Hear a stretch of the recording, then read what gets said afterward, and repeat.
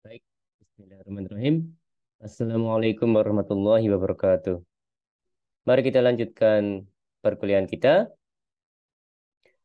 Perkuliahan kali ini judulnya adalah Perubahan Budaya Organisasi. Materi ini saya dapatkan dari internet dengan sumbernya adalah sebagai berikut.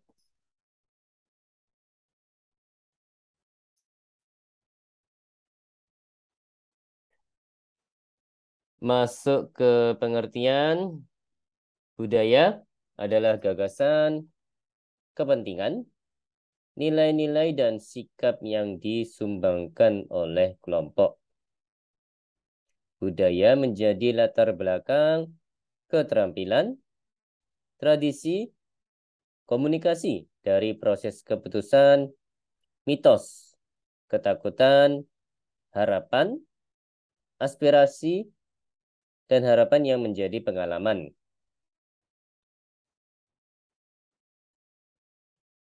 Mengembangkan budaya. Budaya kerja berkembang dan menjadi dewasa seperti manusia. Setiap langkah yang menambah pengalaman dan dimensi baru. Kedewasaan budaya tidak mudah didefinisikan dan kompleks.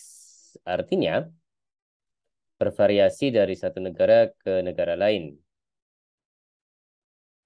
Pada budaya timur, mungkin muncul dengan deskripsi tentang rupa, sikap, berdiam diri, kepatuhan, dan kerjasama. Sementara budaya barat mungkin mempunyai ukuran yang berbeda. Ya, contohnya lebih straightforward atau lebih to the point gitu ya, Mas dan Mbak sekalian ya. Jadi kalau mau bicara mengenai topik A ya orang barat langsung ke topik A, jebret gitu ya. Tapi kalau budaya timur bisa jadi akan eh, muter dulu gitu ya ke pembahasan terkait yang lain-lain, misalnya terkait dengan B baru masuk ke A, seperti itu.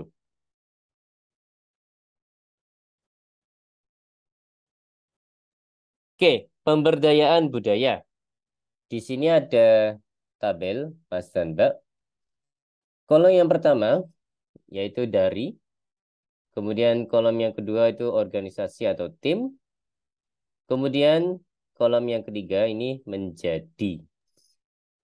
Oke, kita coba lihat yang paling atas. Dari pelanggan adalah jahat, menjadi pelanggan adalah raja. Kemudian berikutnya, pekerja takut akan kegagalan. Menjadi pekerja percaya tentang mengambil risiko. Kemudian dari gagasan baru dipandang dengan kecurigaan, menjadi semua gagasan dihargai dan diberi pertimbangan. Ini nampaknya perubahan budaya dari yang awalnya eh, kurang bagus gitu ya, menjadi lebih bagus gitu ya, Mas dan Mbak. Oke, contohnya yang lain, kritik dinyatakan dengan bebas, menjadi pujian diberikan dengan bebas. Dan lain-lain hingga yang paling bawah, terdapat hambatan antara departemen dan tim yang berbeda. Ada skat-skat yang jelas gitu ya Mas dan Mbak ya. Kemudian departemen ini menjadi departemen dan tim yang berbeda bekerja sama dengan baik. Ya tentu batasan dari departemen itu tetap ada, tapi komunikasi di antara dua departemen itu, dua bagian itu berjalan dengan baik, sehingga bisa menjadikan kerjasama, bisa kerjasama yang di antara dua departemen itu bisa berjalan dengan baik. Seperti itu ya Mas dan Mbak ya. Oke, memahami budaya organisasi. Satu, pengertian budaya organisasi. Menurut materi ini, cara orang melakukan sesuatu dalam organisasi. Budaya organisasi merupakan satuan norma yang terdiri dari keyakinan, sikap, core values, dan pola perilaku yang dilakukan orang dalam organisasi. Ya, ini ada gambar yang menjelaskan, Mas dan Mbak. Jadi kota yang paling atas ini core values atau nilai-nilai inti. Kemudian yang eh, berikutnya, kotak ini adalah behavior atau tingkah laku. Kemudian yang bawah, kotak bawah adalah performance atau kinerja. Kemudian yang kotak di sebelah kiri ini adalah belief and assumptions. Jadi eh, kepercayaan gitu ya, dan juga asumsi-asumsi. Nah, yang tengah ini adalah how corporate culture influences an organization's performance. Jadi kalau diterjemahkan secara bebas, bagaimana budaya korporat atau ya organisasi mempengaruhi performansi miliknya sebuah organisasi gitu ya Mas dan Mbak ya. Ya, bagaimana budaya organisasi mempengaruhi performansi dari sebuah organisasi nampaknya dipengaruhi atau ya apa namanya ya dipengaruhi oleh 4 komponen ini. Ya, semoga saya tidak salah. Oke, yang kedua, karakteristik budaya organisasi. Jadi, ini saya akan membacakan. Ada individual inisiatif, ada risk tolerance, ada direction, ada integration, kemudian management support, kemudian control, kemudian ada identity, reward system, conflict tolerance, dan communication patterns, pola-pola komunikasi. Baik, yang ketiga manfaat budaya organisasi. Ada beberapa poin. Membantu mengarahkan sumber daya manusia pada percepatan visi, misi, dan tujuan organisasi. Berikutnya, membentuk perilaku staf dengan mendorong, dengan memberi mereka perasaan memiliki, loyalitas, kepercayaan, dan nilai-nilai yang mendorong mereka berpikir positif. Poin berikutnya, memperbaiki perilaku dan motivasi sumber daya manusia sehingga meningkatkan kinerja atau performansi.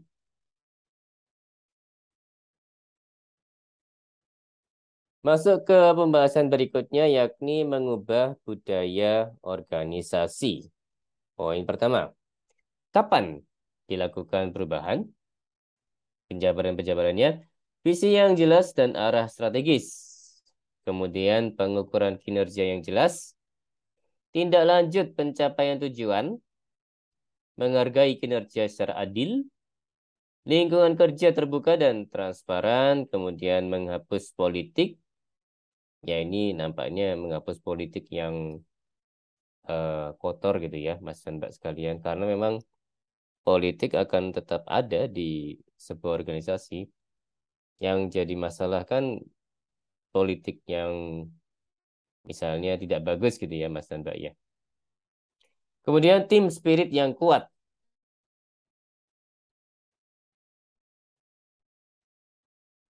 Poin nomor 2, menjaga untuk survive atau bertahan hidup. Ada beberapa gejala suatu budaya organisasi yang tidak sehat, yaitu terdapat perasaan puas diri secara berlebihan terhadap kinerja organisasi, kemudian tidak adanya perasaan urgensi dalam memperhatikan kebutuhan konsumen, kemudian sedikitnya inovasi produk dan jasa dalam melayani konsumen. Kemudian staf bersifat reaktif, melakukan sedikit inisiatif dan sering bersikap menunggu atasan. Ya, ini apa namanya? Menunggu atasan, tapi kalau ada arahan, ya tidak dikerjakan dengan maksimal ya. Double-double jadinya. Kemudian eksekutif cenderung operation driven. Saya ulangi, eksekutif cenderung operation driven daripada business oriented. Pemimpin lamban dalam mengambil tindakan terhadap orang yang kinerjanya tidak memuaskan. Kemudian pemimpin tidak secara efektif mengimplementasikan perubahan. Kemudian orang menerima dan merasa nyaman dengan kinerja organisasi yang memburuk. Itu jangan-jangan tidak merasakan ya Mas dan Mbaknya.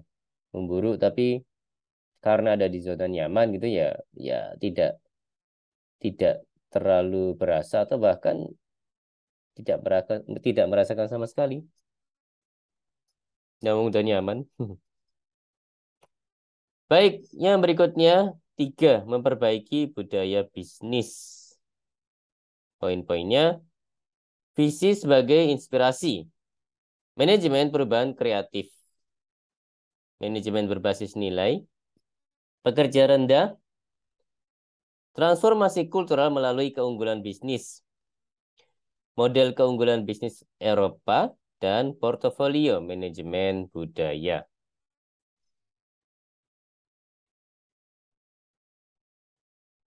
Poin keempat, menguasai perubahan budaya organisasi. Banyak aspek dan pelajaran dapat diperoleh dari usaha perubahan budaya organisasi, yaitu perubahan budaya organisasi yang efektif harus dimulai dengan perubahan pola pikir. Ya ini supaya eh, tidak hanya berubah, tapi memang dari dasarnya itu memang sadar bahwa eh, perubahan itu penting gitu ya. Kemudian yang berikutnya, organisasi yang sukses mempunyai budaya organisasi yang sejalan dengan visi, misi, strategi, tujuan, dan lingkungan. Kemudian untuk mencapai kredibilitas dan memperoleh komitmen orang, kebijakan, prosedur, dan praktik harus konsisten dengan budaya baru. Ya, namanya juga hendak konsisten ya berarti ya eh, selaras gitu ya. Untuk mencapai perubahan budaya mendalam dan berkelanjutan, diperlukan pendekatan partisipatif. Ya, mengajak gitu ya.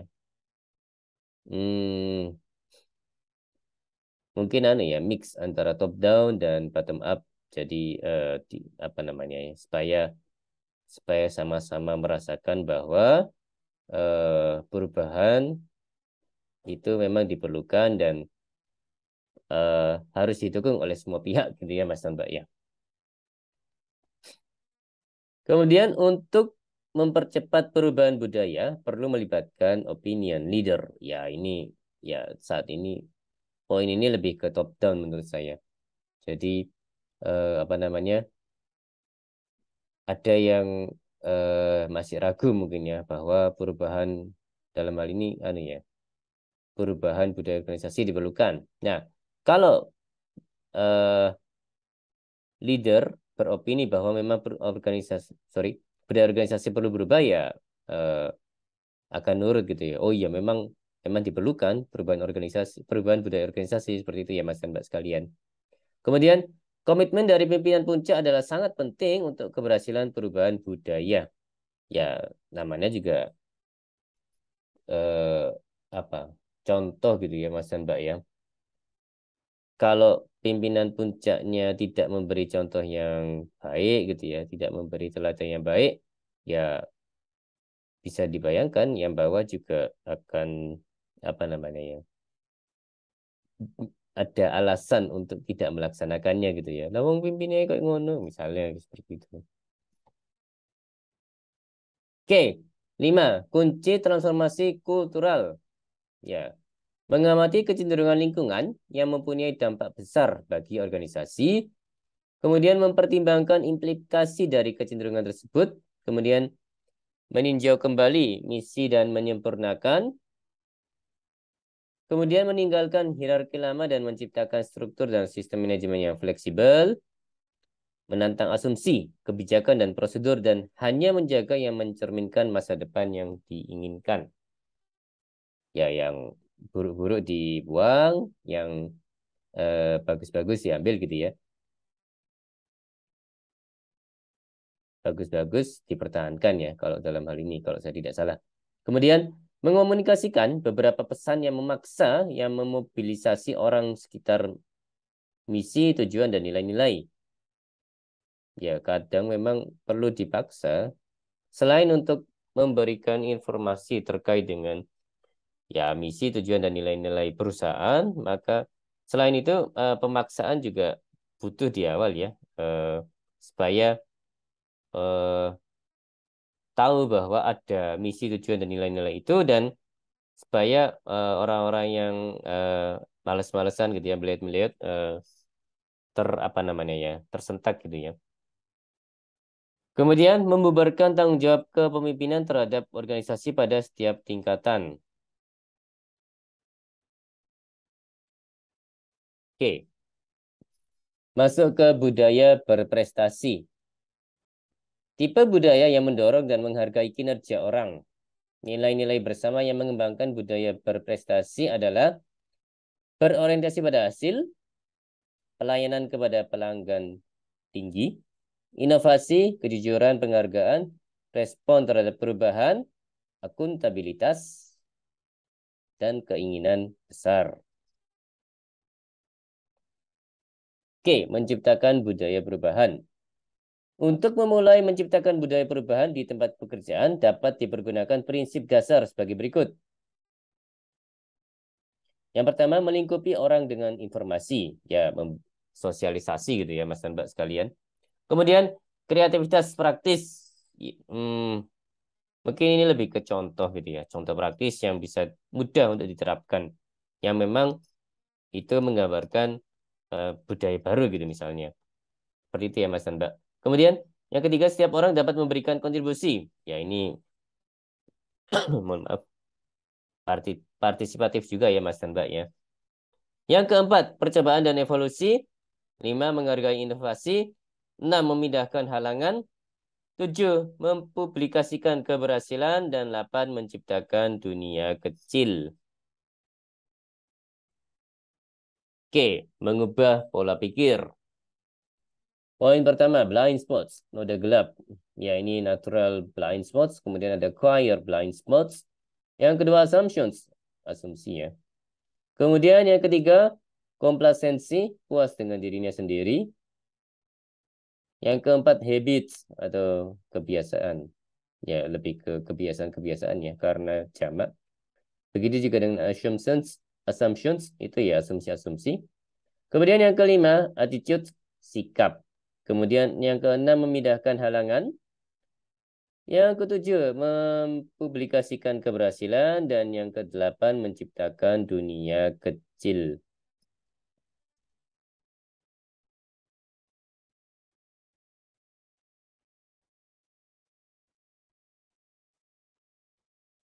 Baik, demikian perkuliahan kali ini. Ya, mohon maaf kalau ada yang salah dari saya. Terima kasih atas perhatiannya. Insya Allah kita akan jumpa lagi di next kesempatan. Baik, wassalamualaikum warahmatullahi wabarakatuh.